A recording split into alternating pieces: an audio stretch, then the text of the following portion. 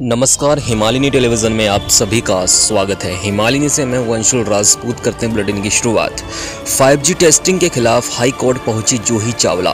बोली सरकार सुनिश्चित करे कि नुकसान नहीं होगा। देश और दुनिया के अलग अलग तबके से इससे लेकर लोग चिंता जता रहे हैं। अब बॉलीवुड एक्ट्रेस जूही चावला ने भी इसे लेकर चिंता जाहिर की है और देश में 5G टेस्टिंग के खिलाफ अपनी आवाज़ बुलंद की है। दुनिया भर में 5G टेस्टिंग को लेकर तरह तरह की बातें सुनने में आ रही हैं। कुछ लोग इसके फ़ायदे गिना रहे हैं तो कुछ लोगों का ये भी मानना है कि इसकी टेस्टिंग बहुत हानिकारक साबित हो सकती है। देश और दुनिया के अलग अलग तबके से इसे लेकर लोग चिंता जता रहे हैं। अब बॉलीवुड एक्ट्रेस जूही चावला ने भी इसे लेकर चिंता जाहिर की है और देश में 5G टेस्टिंग के खिलाफ अपनी आवाज़ बुलंद की है। जूही चावला ने दिल्ली हाई कोर्ट में याचिका दायर कर दी है। जस्टिस सी हरिशंकर की अगुवाई में मामले की सुनवाई हुई और अब इसे अगली बेंच को ट्रांसफ़र कर दिया गया है। जूही की याचिका पर आगे सुनवाई 2 जून को की जाएगी। पर्यावरण संरक्षण को लेकर जागरूक हैं जूही चावला। जूही चावला पर्यावरण संरक्षण के लिए काफ़ी ज़्यादा जागरूक रही हैं और उन्होंने प्रकृति के उज्ज्वल भविष्य के मद्देनज़र देश में 5G टावर लगाने का विरोध भी किया है और कोर्ट का दरवाज़ा खटखटाया है। इस बारे में बात करते हुए जूही ने कहा कि हम लोग टेक्नोलॉजी और उसके विस्तार के खिलाफ नहीं हैं।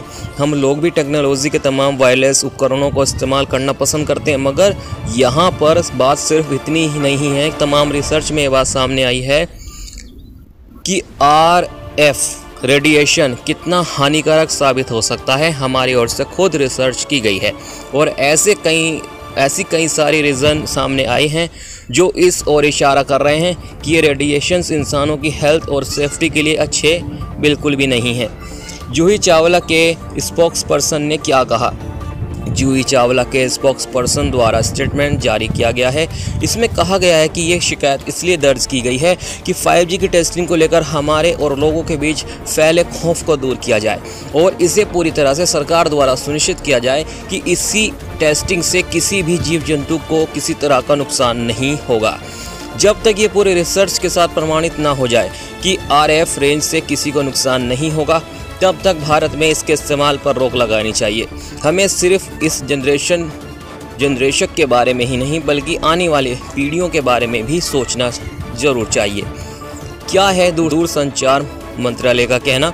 हालांकि इस पर दूरसंचार मंत्रालय द्वारा कहा गया है कि SERB द्वारा किसी भी स्टडी में ये ऐसा सामने नहीं आया है कि 2G, 3G, 4G और 5G सेलुलर टेक्नोलॉजी की वजह से इंसान, जानवर या पौधों को किसी भी तरह का कोई नुकसान होता हो।